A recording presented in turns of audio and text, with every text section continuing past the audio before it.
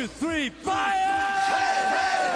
Knights, Vikings, Samurai, Woolen, Outlanders, 4.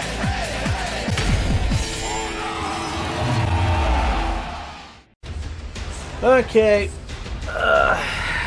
now that we're on the second half of the reveal live stream, I think it's time for me to go ahead and eat because I am hungry. Welcome back once again, Warriors. Thanks for sticking around there. We did a little shift in the background here, but yeah, we're here to talk about some patch notes, so with JC. But before that, just real quick, because we were just checking a few of the comments in between the transition of the segments here, and JC, you had one more thing you wanted to mention about? So I just want to address some weird urban legend that I've been thinking about and hearing about for a while, and I should have mentioned it before. Urban legends. So apparently a lot of players were thinking that we couldn't remove Reflex Guard because of the Flex, and that they were linked together in some sort of spaghetti code type of thing. That was completely false. I have no idea where people got that information from. I don't know. Yeah. People are liars. So basically, it's they had nothing to do with each other. They still have the Flex. There's no problems. And it's completely unrelated. So that's so there you go. Really different systems. Yeah, they're not connected at all. Yeah. I don't know where y'all got that. Okay, they're completely separate. So Deflects are here to stay. Yeah, exactly. You know, people like doing that. You know, they always come up with the rumor, then people fall for it and all that stuff. Like, again, if y'all thought that I don't know why people always fall for some we have stuff even like more that. for you, and something I think that's been cooking a little bit too. That's kind of like for me when I do my For Honor news videos. JC, let's dive in. What do you? I always make sure that I'm the stuff that I'm saying and the news that I bring out. I always make sure that all of them are factual. I'm not the type of person that, you know, makes up news and all that stuff. No, I want to go ahead and give factual news as I to you mentioned guys. last time, it's not coming in because I don't want to go ahead and mess up my reputation with that. It'll come out like so when it comes to any news of Honor, I'm always the person to talk to. We want to take our time to make sure we were getting it right. Unfortunately, sometimes work is in the way, so I'm not able to go ahead and do that. So I'm missing on that, so I apologize. Don't expect it now, but Lawbringer's now. Right. Awesome. And then also for Lawbringer, just to give a bit of time for me to eat, history, I am like an indication of where we're going with it, is that we did 2 testing grounds, right? The first one was kind of like there was things that people liked, things people didn't like. Second one, same thing. So the approach we took specifically for Lawbringer was gather what worked, and then what didn't work, we just discarded it, right? So because a lot of the time, like we're thinking, yeah, okay, this is good. You know, it feels good when we're playing it, and then it gets into the hands of players, and it's really not what they're expecting. It's not what they are enjoying. So we don't have a problem. Like when there's things that don't really work, we don't mind cutting them, right? Yeah. At the same time, we want to make sure that the character is still in a healthy spot. So there's some things that are more about the health of the hero and like the feeling of playing against them. But we'll go through the changes and we'll go through it. So for Lawbringer, what I'm going to be doing is just going through the main points of what has changed. You can go look at the patch notes for all the details, for every little nugget of detail that should be in there. They're really, really complete, but that's great. They're pretty big, yeah. They're pretty big, but we really wanted to make sure that we cut them down to size here so that we don't take 8 hours making those patch notes here. Fair enough. So first up, the first thing that we need to mention is that Impaling Riposte, so this is the side heavy after a parry, is only guaranteed on light parry. That's something we had in the second testing ground. We've done different iterations of this in the first one where you still had it anytime, and then we reached the wall, you get a special punish or whatever. It didn't really pan out, made things way too complicated, like really messed up stuff. So instead, the best way to handle this was what we did in the second testing rounds, which is it's only off of light parries. You get it off of dodge attack parries, you get it off of like other things. But at the end of the day, the damage output of a Lawbringer when you parried a heavy was way too high. It's much too dangerous. You can ledge, you can put into traps, you can do whatever you want. Yeah. It's still useful, and after a heavy parry, it's not after a light parry rather. The idea now is we want players to have a choice and to make a decision and to really be smart about which option they're going to take. Are they going to do Blind Justice? Are they going to do Impaling Riposte? One of them does a little bit less damage, but it has more potential, like of instant kills or whatever. Maybe you want to push somebody out of the group fight if you want. So it's a lot of it is about rewarding smart play and good decision making in the heat of the moment. Yeah. So that's why we kind of went this way and make sure that when you're playing Lawbringer, you're feeling good about the choices that you're making. And yeah, you can make a mistake sometimes, and it's okay. It's fine. You're going to get to learn. That's great. That happens. Then we also kept that the heavy opener is now chained to Swift Justice on hit if it's performed in the same stance. So right now, Lawbringer can go into, if you land a heavy attack, you can tap light in the same stance, and you will do a really, really quick tap. That tap leads to your finishers. It counts as your second hit, which is the next point in there. So it's great. It really lets Lawbringer get into his finishers, which is arguably one of the best parts of the kit. He has some of the best heavy finishers in the entire game. Really big, unblockable, white sweeping, the whole thing. That's You're saying good. that Jormungandr doesn't have? That's great. How dare you? But being forced to do a heavy, then potentially go into a light or a shove and do all those mix-ups, when we want to reward, like you manage to land a heavy, you manage to land a guard break that went to your heavy, getting all that stuff to go, like we really want you to go into your finishers and use them as much as possible. Okay. So that's the idea here. If you switch your stance, you will still go into a normal light. So like that's okay. Yeah. That works. So that's all good. Okay. We've also kept that the chain heavy attacks now have uninterruptible stance. That's armor for people who, like me, don't like to say uninterruptible stance. So you get they have armor at 100 ms, right? So that's only for chain heavies, not for finishers. The finishers are unblockable already. We don't really need that armor. We have for system. Didn't really pan out, which is okay. But having that armor there really lets Lawbringer be effective in group fights, right? The idea here is those are still big swings with armor there. Lets you kind of target swap between opponents. Can let you like a bunch of stuff and be a lot safe against peeling. So that really, really helps Lawbringer's offense in that regard to be able to get around and do stuff. So that's great. And then also the top heavy finisher and now soft feints the guard break. It's a little bit faster. We have a slide a little bit later that like talks about speeds, but essentially to make sure that your top heavy finisher can catch people that are rolling, when you do it after a light, we gave it a soft feint to guard break to make sure that you can catch people that are rolling and make yourself a little bit more useful in those fights and just I roll away from Lawbringer every time he does something, right? So that's the big part. All right. As well, we have long arm. So long arm now guarantees a safe heavy opener with also a safe Swift Justice. So on live right now, with Lawbringer, you do long arm, you flip them over, you throw a heavy.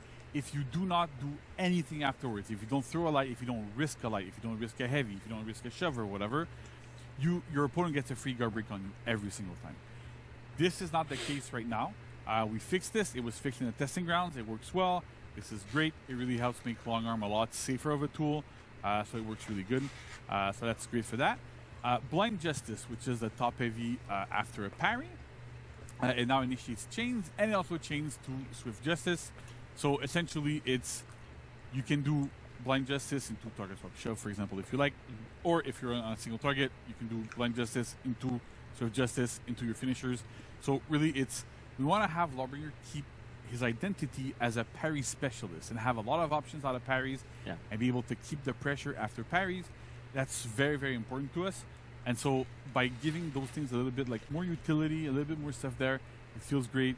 And it lets the hero actually really go into pressure. Because one of the big problems that Lawbringer had was, you're really good defensively, but offensively you're not that good. It's kind of hard to get to where you want to be. So with these kind of changes, those flow changes really helps get into where you want to go. So that's great. Okay, nice. Next we have Zone Attack and Make Way.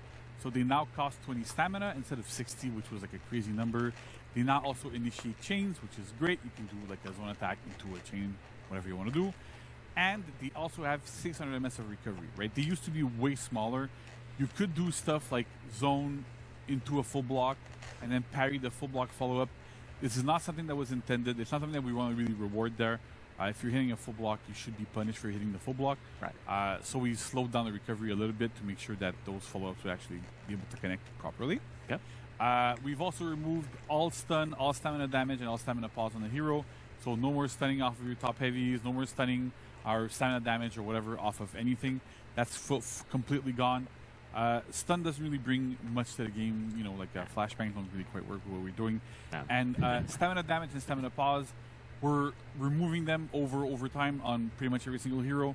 The logic here is we want like stamina management still has to be a part of the game, right? You still have your stamina bar, you still have to do stuff, but we don't want it to be impacted too much by what your opponent does. It's how you manage it yourself, and not how your opponent manages to drain your stamina bar.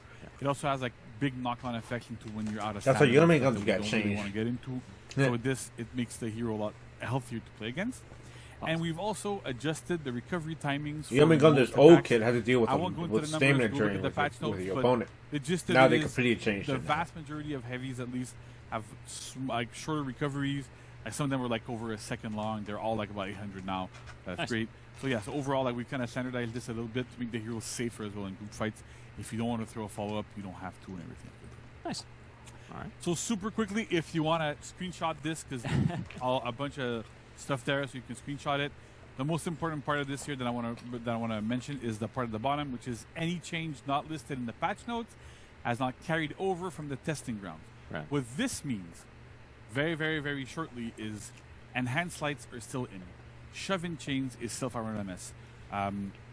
All those little things that we've done that players did, like the 3-hit light chain, for example, we've also we did not carry it over. Players did not really like it. We heard you. We see it. Fine. We're not putting it in. Yep. But again, it's testing grounds. We're testing things. It's okay to dislike stuff. Yeah, for sure. Totally. Nobody takes it personally. Except maybe sometimes I can't sleep at night, but it's fine. No. What are you doing to this guy? Yeah, crazy people. But it's fine. Like honestly, it's okay. We're testing stuff out. It's good. And sometimes when things are not appreciated, don't know why. It's fine. Sure. All right. So next up, let's go to Pirate. So we're doing some buffs to Pirate. Pirate's underperforming. Oh, Pirate did some changes. When she released, she was a bit strong, a little bit strong, right?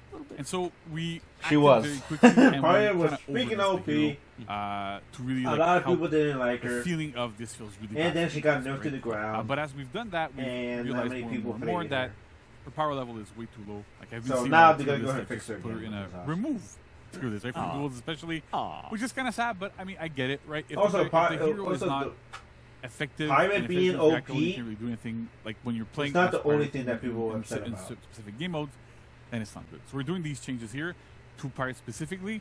We're keeping an eye on the situation. If this is not enough, we will keep doing more changes to the hero to bring them more in line to where they need to go. So first up, heavy finishers. They now deal 24 damage, up from 22. So again, like bringing up the damage line a little bit higher, so you're more encouraged to do them and get into the move there. The guaranteed pistol blast and the non-guaranteed pistol blast now recover like at different timings here. The gist of it is that whenever you perform them, if you don't chain afterwards, you become frame neutral with your opponent instead of being frame disadvantaged. So it lets you not necessarily keep the pressure going, but at least you're not disadvantaged if you don't choose to continue because you're out of stamina or you don't want to do it for whatever reason. So that's kind of like the idea here. Cavalier Dance, which is our front dodge heavy. Right now, it's according to a lot of players, it's fully reactable. Right, they're able to react to the fact that you're fainting in or not. So we sped it up to 700 MS. It used to be 8. It's now 700. And the uninterruptible stance starts at 433 instead of 5. Here we're hoping that by speeding it up, it'll make it a little bit less reactable. Animations kind of follow there, so hopefully they're going to be less readable, a little bit less readable in the fact of did Pirate faint or not.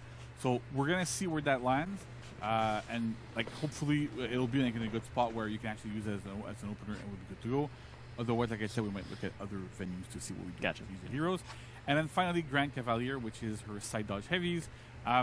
We had put them at 600 MS. They're pretty good. They have really big trajectories. They hit a lot of stuff. But at 600, especially with the dodge changes, it felt bad, right? They were getting parried all the time. Making them at 533, again, we're putting them back down to the value they were when they released. Should help them be a little bit faster, a little bit less reactable, and have them be actually just better in general. Yep. Okay. That's it for Pirate. Next up, we have Medjai. Yeah, there we go. Wow. So for Medjai, my boy, been Medjai. If you look at a lot of tier lists, especially in Dominion, way high up, and is the source of. Is there a reason for that? Yeah, right. So there's a good reason for that, right? And the problem is that like staff mode is very, very, very strong, and also has like was kind of played with some bugs with the trajectories, dealt a lot of damage, like a massive amount of damage, and like because the weapon trajectory didn't really line up with the actual weapon visuals, it made it feel kind of bad because then you were like, well, why am I getting hit when the weapon is not hitting, right? Yeah. So we're trying to address all of these issues at once here for Medjai. So first is all staff mode chain heavy attacks now deal 28 instead of 30 on sides and 32 on top. Already that's like that's a 2 damage nerf or 4 damage nerf for top. So like again, This dealt a ton of damage against external opponents that couldn't really do anything. They're fully armored. It's kind of nuts. That's one thing there. The staff will finish your heavies also now deal 30 instead of 32 on sides and 34 on top. Again, same logic, right? Damage curve was going a bit too high. Tagging people with 32 damage heavies when they can't really do anything and you don't really see them, that doesn't really work well. And we've also adjusted the attack trajectories to better match weapon visuals, for the following attacks.